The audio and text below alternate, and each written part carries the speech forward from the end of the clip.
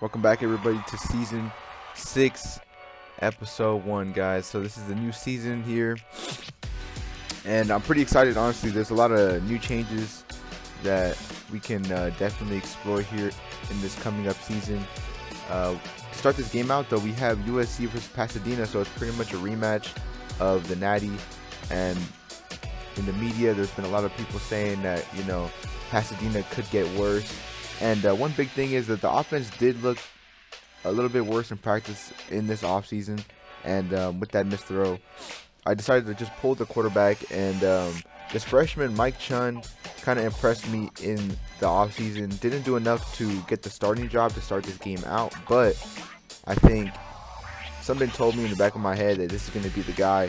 So I ended up pulling the junior redshirt Cunningham, purely just because he had the throwing ability. Some great pancake blocks there. And like I said, he didn't have the throwing ability that I really needed. So I ended up sticking with Mike Chun here with arguably way better throwing ability. And so yeah, we end up getting the score there on Rudolph, the running back. He's also another freshman that I like pretty good there. He's just he's pretty quick and explosive, and he kind of reminds me of how Jamil Charles looked when he was a little bit younger in his freshman season. And Leon Irving gets absolutely torched. They fumble it, and Leon Irving misses the fumble recovery, and still they score. Hello there. Leon Irving intercepted. Oh my God, Mike Chun got hit out of a sack, and he ends up trying to throw the ball. Yeah, so like I was saying before, that terrible disaster just happened right there. Leon Irving is somebody who's on paper really good, big size, good tackling ability, honestly pretty quick for his size, but he still for some reason can't pull it together. We end up making him kick a field goal there. Mike Chun a little bit flustered after that, but he gets a nice one to Cleveland on a dig route, and then on 3rd and 8 he's going to roll right, and he's going to go and hit Mabry, who was our receiver last season, but we ended up making him a running back to end up scoring purely because we didn't have a running back, and I didn't know how good Rudolph was going to be. So some pressure from the right side from Franchik, our star DN, and oh my God, he's breaking tackles, and Leon Irving saves the day. And like I was saying, Leon Irving has great tackling ability. It's just the coverage that he brings sometimes is not the greatest. We end up holding him to a field goal, so it's 14-20. They end up getting the ball in the second half, and Leon Irving laying the boomstick. And on 3rd and 3, we're gonna see a wide open receiver, but he can't get it. And I think he heard some footsteps from Emmanuel Hurt, and Emmanuel Hurt's going to be one of the best safeties in this nation right now. He's just a force to be reckoned with. And oh my God, Mabry is going to follow his blocks, and he's going to go all the way to the end zone, making this 21-20. So, like I was saying, he's a speedster, so that's why we made him running back. And he didn't really have great. Leon Irving gets cooked again, and Emmanuel Hurt can't bring him down, and Leon Irving finally gets him down. Like I was saying, Mabry's been a pretty good speedster for, Leon Irving. Been a very good speedster for us. And the freshman makes a big hit. A lot of big plays coming up, so I can't even say what I was saying. And interception! Oh my God, Lawrence gets the interception. He's going to go all the way, I believe, because he looks untouched. Yep. And that's just going to be one of many, man. I think this defense is special. And right there, it starts with our D-line, man. Montez is a huge part of this team. He's a redshirt freshman 5-star that we got last season, and we ended up redshirting him. So now he's pretty much ready to go, man. He's been in our system a pretty good amount of time, and I think he's ready to go. And combining him with Franchik, and another pressure by the freshman, I'm telling you. And to combine him with Franchik, Webb, and Craig Milton, some insane D-line talent, honestly. And I think that this whole defense as a whole is really going to be the one stepping up. I believe our offense could really hold us back. I really hope that isn't the case, but, it really could happen because Tim Curl and Joey Bush are the only things that we really have on this team. I mean, Mabry's pretty good. Rudolph's pretty good, but everyone else, they're all just freshmen on this team. A lot of inexperienced players. Even our quarterback is inexperienced. So if we really boil down to it, I think that our offense could be the one holding us back. And Leon Irving jumps the pick, and he goes all the way to the end zone.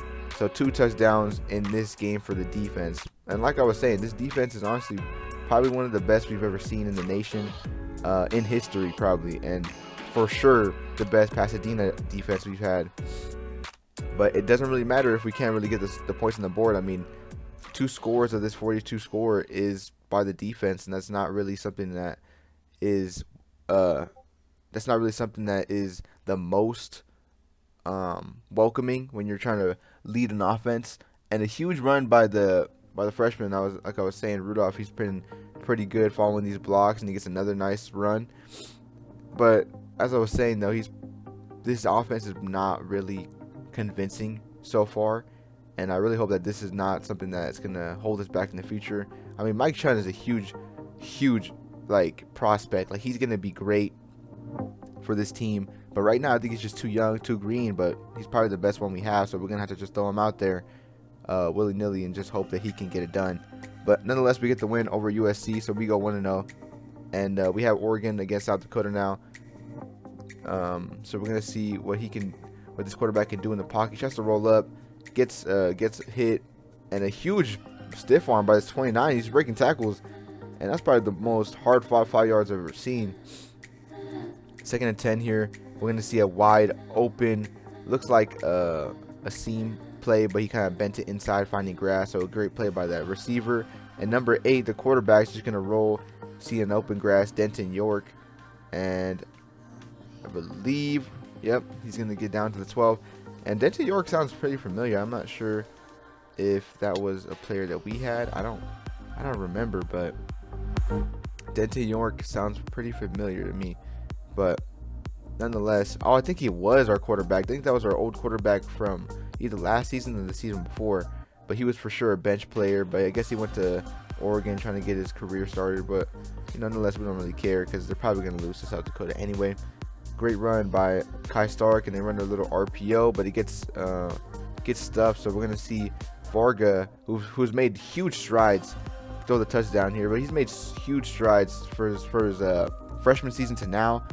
I mean, insane ability to adapt and to increase his skill level. I mean, he's just been a monster all of his career up to this point. But really, he just really perfected his craft. I think he takes a lot of inspiration from the quarterback before him, in Josh Flowers. But I think he can really be better than Josh Flowers in some capacity, because he was definitely better than him. A huge sack stopping that. But like I was saying, he has definitely the ability, because he's been way better as a freshman. Like, look at that. Like, Josh Flowers throwing great bombs, but he wasn't doing that against Oregon. Like, look at this throw. Just right through 3 people, just right in the breadbasket. And this is what I'm talking about. He definitely has a higher ceiling. It's just, can he put the work in? Because Josh Flowers is probably one of the hardest workers that we've seen out of South Dakota. So can he put that work in? And if he can, I mean, only great things will come. A little pressure on 3rd and 7, so they run the screenplay on 4th and 7, and it pays off in a huge dividend, getting Kai Stark all the way down past midfield, and they run the ball again, getting down to the 23. 2nd and 7 for Varga here, and we're gonna see Hag kind of destroying that man, just getting a lot of separation there, and they end up scoring off of that play as well. And it looks like I don't know what that type of throw was from York. And now that I'm remembering, he for sure was on our team. I think he was just not good enough for our standards, and you can see why. I mean, he's only put up 3 points this whole time. Not saying South Dakota's defense no pushover. Oh my God, what a catch by Walters! But Denton York just couldn't get it done. And a huge spin move from this running back here, getting the touchdown, 35-3. So honestly, it's just looking like a blowout. And Denton York and his O-line cannot handle this D-line from South Dakota. And it's honestly going to be one of the biggest problems for other opponents going against South Dakota. Huge run by Stark, though. I mean, great blocks, and he was untouched going to the end zone. But it's going to be a huge problem when you see, oh my, 29 making moves, and he's going to go all the way? What is going on? But these running backs just making moves. I mean, obviously, Kai Stark didn't have to make too many moves, but 29, looking like Le'Veon, not even Le'Veon, but he's looking like LaShawn McCoy out there. Anyway, like what I was saying before, opponents going against South Dakota are going to have a huge time or a hard time kind of stopping this D line because it's just ferocious, man. Like from the D tackles to the ends. I mean, probably the best pass rushing group for sure. I think that Pasadena has a better overall run, stop, and pass rush. But if we're talking, oh, what a jump ball by McNitt. But if we're just talking about pass rush in general, probably South Dakota is going to be the best. I think they just have more athletic D line than Pasadena does. I think it's just Pasadena has a great run stop and pass rush. Not saying that South Dakota doesn't have any run stop, but I think Pasadena has like that Aaron Donald type of run stopping, and that's not really any type of overglaze because you're gonna see later in this season that there's gonna be insane amount of block sheds, TFLs, and honestly like broken plays just purely by the interior. And then obviously the exterior edges too also put their efforts in as well. But those two D tackles that we got, the freshman redshirt and the senior Webb, is just gonna be a huge problem to stop. And I think that South Dakota is going to have the same type of luxury on defense, just pure domination from the trenches. And that's something I could say purely for South Dakota's O-line. Huge catch by Stark, because even though there's a lot of stars in this O-line, for some reason they just tend to play at the level of the people we're playing at. So, if they're playing someone great, it's really good for them. But if they're playing someone trash, sometimes they kind of get too lackadaisy just because they're a worse team. And that's something that you don't really want from an O-line. You want straight domination. So, nonetheless, though, huge game for Varga and Stark and company. I mean, there's some new faces on this offense, and it looked like it didn't miss a beat. So that's something you really want to see if you're South Dakota's OC and head coach. So they go up 1-0 against Oregon, and to start this game out, they hit a nice, what looked like to be a first down to Durango, but he kind of stepped out. Maybe he lost his balance, maybe it was a bad throw, and then they end up getting scored on. So we're gonna see 7-0. Faro is gonna get the ball on a dig route, look like, and he's gonna get the first down. 2nd and 16, big pressure.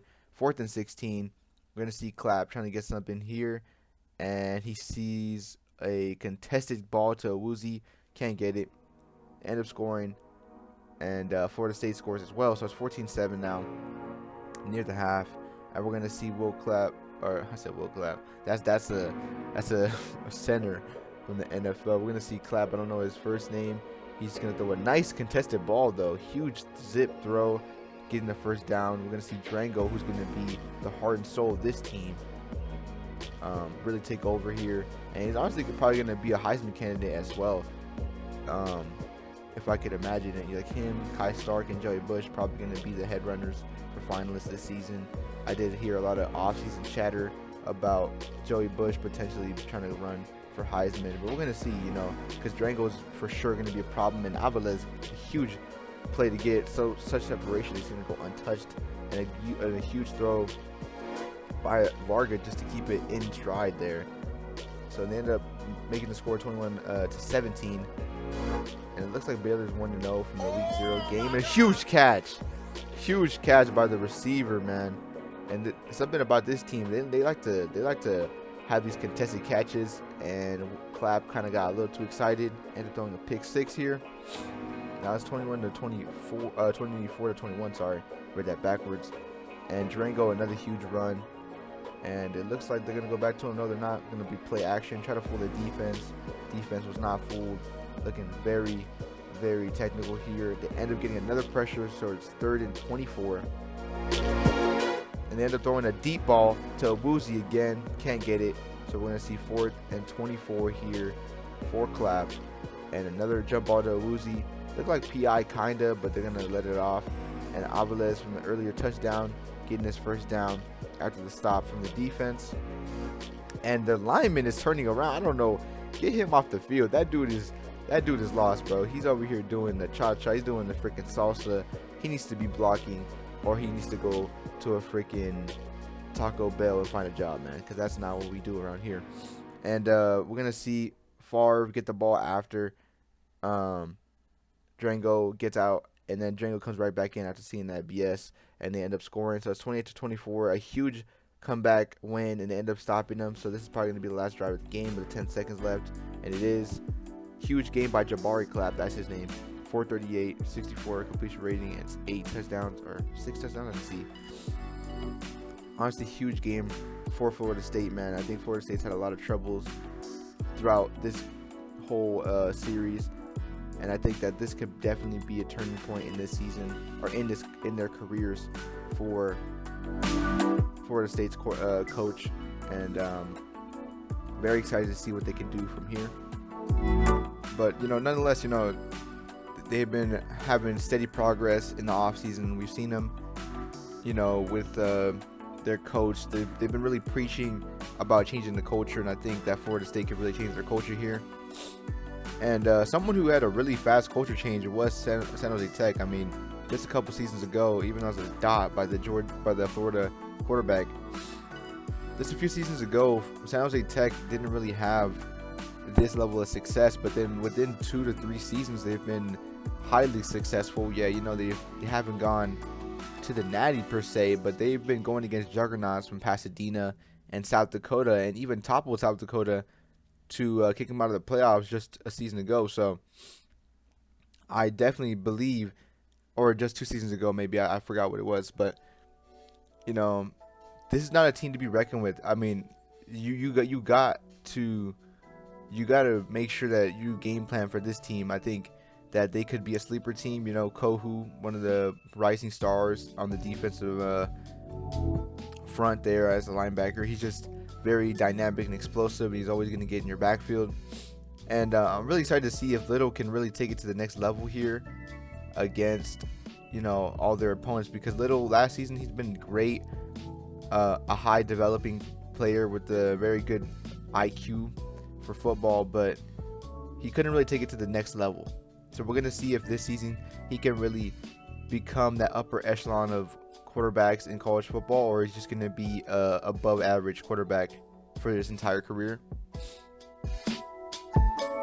We're going to see them kind of have a nice steady drive here and get points on the board here. So it's going to be 14-7 here, and the running back from Florida is looking pretty good, pretty much untouched until he gets to the first down marker. Florida throws a very risky ball and they get intercepted, so now it's huge for San Jose Tech. They were down.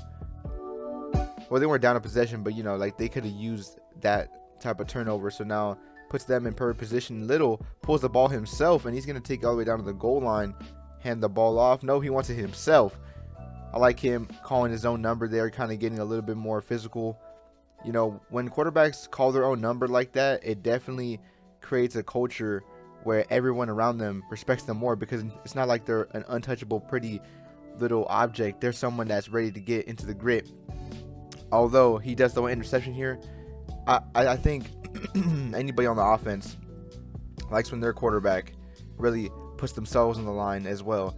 Kind of shows a little bit of bravery, and it kind of shows some leadership skills there. And they end up scoring, so it's 21-14, and a huge bomb by Little kind of gets them in perfect position to get Nesbitt in there, making it 28. And the quarterback's just throwing really tight windows. I don't know I guess that was the only open route there. Huge stop by the defense though. Like 3 guys were in the backfield there, so that's insanity. We're going to see Little drop back to see if he can get one last little points before the half, but they end up not getting it, so I'm just going to cut that part out. We're going to see Little here, and a huge catch. What the hell? We need to replay that. What is that? Little to their running back off of the tip pass off of the defender. Huge catch by him, ends up getting the big play. And I think what Little has a problem with though is that when he gets one good play, he kind of gets a little bit too excited and he tries to do shit that he shouldn't be doing. Like, I get it, everyone has to lose some composure after a big play, but I think for him to be in the upper echelon, that's a great start for him. Would be, oh my god, this receiver running down the sideline, man. And Florida's just putting up a great drive and end up scoring. But nonetheless, yeah, I think Little has to really get his composure down. He really has to get it under control when it comes to making big plays. Like, he has the ability to make the big plays, but then after the big plays, You need to continue to drive just how you were before that big play, or make another big play. But I think he's just always looking for that next big play. And I don't blame him right there, though. I don't know what this tight end is doing. He's just running away from the ball. Great tackle by the lineman. But I definitely think that the quarterback has to be poised in that pocket and really has to know, is the risk worth the reward when you're doing certain things like that, especially when you already got a pretty lucky catch. You know, you got to make sure that you continue that drive and score, because you know, plays like that don't come very often. And a huge run by Florida getting this tie in this game up here. So I think we're going to see the running back open again, torching that every single linebacker that's been guarding him. And like I said, another one.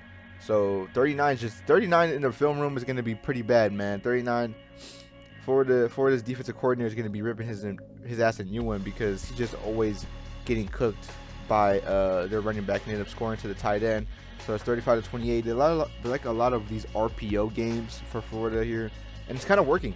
I mean, we've seen San Jose Tech really struggle, and it looks like for there, it actually was paid off them. It actually paid off pretty well as a defensive front to run man coverage there, and they ended up punting the ball, and Nesbitt making people miss, and he's going to go all the way to the end zone. So huge play by him to take it down, looking like Devin Hester out here just taking that game into his own hands, making sure that this game is sealed away. So I like his little dance moves. He's kind of getting a little bit hype after that, and I would too, man. And they end up subbing in Baskerville, and this is what I'm saying, you know, huge throw by Baskerville immediately.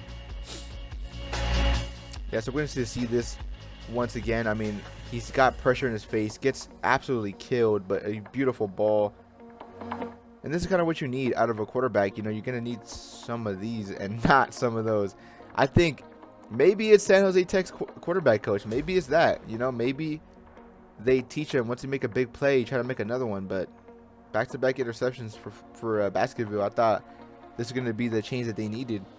But, oh, fumble. Oh, my God, fumble. And they end up winning the game there. They don't want to take any more chances. And honestly, a terrible performance by every single quarterback out of San Jose Tech. I mean, I didn't like it. But their defense played amazing. A lot of big plays there. And I truly think if they can get their quarterback position underway, it will all work out for them. Huge stop by South Dakota, though, in their D-line, like I've been saying previously in the last video of the playoffs. You know, yeah, they got booted out pretty early, but their D-line's nasty, man. And they pretty much retained everyone. And good interception by Loudermilk.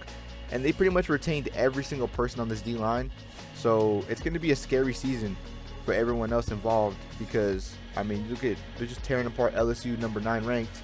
And we're already 14-0 before the game has ever really started. I mean, it's fucking 3 minutes in the quarter. We're going to see LSU's quarterback not finding anything. I mean, everyone's locked up. You can't even blame him. 14-0. Now they're going to run the ball with Stark. And Stark getting down near midfield. And they're in the red zone now with Varga. Had a huge offseason, and now he's kind of mounting this team to become a juggernaut once again. End up getting sacked and can't make that throw on third, so they're going to go on fourth. And we're going to see a sack out of this play action. So pretty good defense by LSU so far. So we're going to see like this type of QB keep right here, but nothing too impressive. So we had 3rd and 14 now, and he gets sacked again.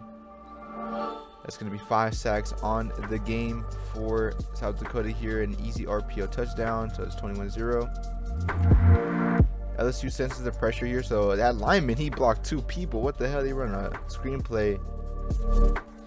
That guard for sure is getting some cheeseburgers after this game. And a huge head top, number 12 Walters, the prospect last season, who didn't really perform up to the coach's standards. And in the offseason, he for sure made his presence known. And another person who made their presence known as we skip through this blowout win over LSU is Varga. I think there was some talks about a very good rookie prospect coming. I forgot where he came out of, but he was a 4-star prospect, 5-star prospect. And I think Varga and the coach had a meeting, and they were talking about how the coach wasn't really impressed with Varga's performance. And I think that really sat with him pretty well. because he was great last season, but he was never doing this level of high level throws and escaping the pocket and doing all these type of things this early on. And I think the coach set a fire under him where he's like, hey, if I don't produce, I'm going to get, essentially benched almost indefinitely if this other quarterback produces. So I think Varga really stepped up his game, and you can really see it. And A&M on their first drive get pretty close to the red zone, almost scoring, but they end up getting a 14 inches from the defense, and they missed the field goal. Interesting call to go for it on 14 inches and miss it. And Mike Chun, who played excellent the first game, throws an interception to start this game out on the opening drive. And Franchik, our star D lineman, a little bit like TJ Watt, just kind of picked them off out of this cover 2 look, and a huge throw to Bush kind of gets them pretty much in red zone territory. And the run by Rudolph, I think we changed Rudolph's number, so we got him a little bit more swag. Gave him the number 9, and we're gonna see what we can do here. Franchik forced a fumble on a sack, and the freshman Montez is gonna go all the way to the end zone. That's the 3rd touchdown of this season for this Pasadena defense. I'm telling you, I mean, they've scored pretty good amount of almost 21 points there so far on the year, which is insanity. I mean, the 4 fumble interceptions and sacks are just insane. So A&M's kind of mounting this great drive though, and they kind of end up scoring after this broken tackle. So then, maybe not the greatest tackling drills going on in the defensive mind, or maybe they just want the forced fumble. But nonetheless, a wide open Tim Curl on the seam gets this 21-7, and 39 for this quarterback. Gets a little bit of pressure, he gets flushed, and he's gonna try to step up. No one's open, he kind of just throws it away, punts the ball, and Mike Chum puts this in a breadbasket. I mean, there's nothing better than that type of throw. It's just perfect out of the hands of this DB, and he just can't do anything about it. And Leon Irving, oh my, I don't know how many times Leon Irving has gotten cooked this season, but it's at least 4 or 5, and we're in game 2. Like, it's bad. But speaking about good things though, I mean, this freshman, man, he's creating TFLs, pressures, sacks. He even scored one off of the fumble recovery, and he's for sure going to be someone that in the future is going to be a problem. But right now, he's just going to be a high tier role player, and I'm okay with that. You know what I mean? As a freshman, red shirt, you can only do so much, and not everyone is a star right when they start. So I truly believe that he's going to be someone of a threat, just like this quarterback Mike Chun. I mean, look at these balls, man. On the run, even though he threw a couple of bad passes a little bit, he's a freshman. He's going to create these opportunities with the mistakes that he makes as well. So I think that you got to take the good and the bad, and for sure on both sides of the ball, we're going to have really good pieces to go on moving forward. I think even though the defense is really old, the offense is really, really young. So going on next season, I think we're going to be way more seasoned on offense and be a way bigger problem to deal with. And a great catch by Tim Curl. But I think right now, I'm just really praying that we could get this 4th ring through the defense, and then maybe the offense just doesn't hold us back. As long as the offense doesn't hold us back, we can for sure win. But nevertheless, you never know with these type of things. But a great play to the running back, and Mike Chun, 521, a big game for him, and they get their 2nd win of the season over A&M. And Mike Chun played perfectly, man. I think he's just throwing these type of bombs. Like, look at that right there, perfect pass. And now we're gonna have Florida State versus Syracuse, and someone to look out for is this man right here, Drango. I mean, he split those 2 people and he is gone. Like, he's looking like Jamil Charles from last season, and now, I mean, look at him. It's just every time you give him the ball, it's at least 5 yards, man. And it's a very dangerous thing to have to guard him at all times. But I think 2 people need to be on him at all times, and that's not really an exaggeration. I mean, he's always there. And with Jamari Clapp, I think, or Jamari or Jabbar, I don't remember his name, but Clapp for sure is a good. But I don't know if that was Clapp or that was B. B is the backup quarterback, so maybe he got subbed in, but he's also good. I think they're trying to get their freshman quarterbacks involved because they know that they have a great senior, and that, there's no point having him out there if there's no incentive for it. So they're just trying to, you know, see who's going to be the next man up, because it's a senior red shirt. You know, Clap's senior red shirt, so he's not going to be here next season no matter what. And but for sure, B though, great drive so far. I mean, no, not really too many missed throws, and Avila has been a huge outlet for a young quarterback like him, like B, man. I think he's a great outlet for anybody. And a huge run by Drango though. Easy yards, 49-5. B still being very highly productive here against Syracuse. We're gonna see what they can do, and almost a dime, kind of nearly over the top, so it's okay. And they throw it to Drango, and I'm pretty sure this one's, yep, he's gone. Drango gets the touchdown, and pretty much they're just putting the bow and tie on this present here, giving them to Syracuse. I mean, it looks pretty easy to me. So, you know, that's gonna wrap up this video after this win. Obviously, you know, they go 2-0, and I'm really excited to see. I mean, let's just see this throw right here though. Look at this needle in between two defenders. I mean, that you can't get any better than that. So that's gonna be the end of this video. Hope you guys enjoyed, and honestly, in the next one, hopefully we're gonna see if Pasadena's offense can get it together, and if Little can kind of get into that upper echelon of quarterbacks, and if Varga keeps his starting position. All right, I'll see y'all.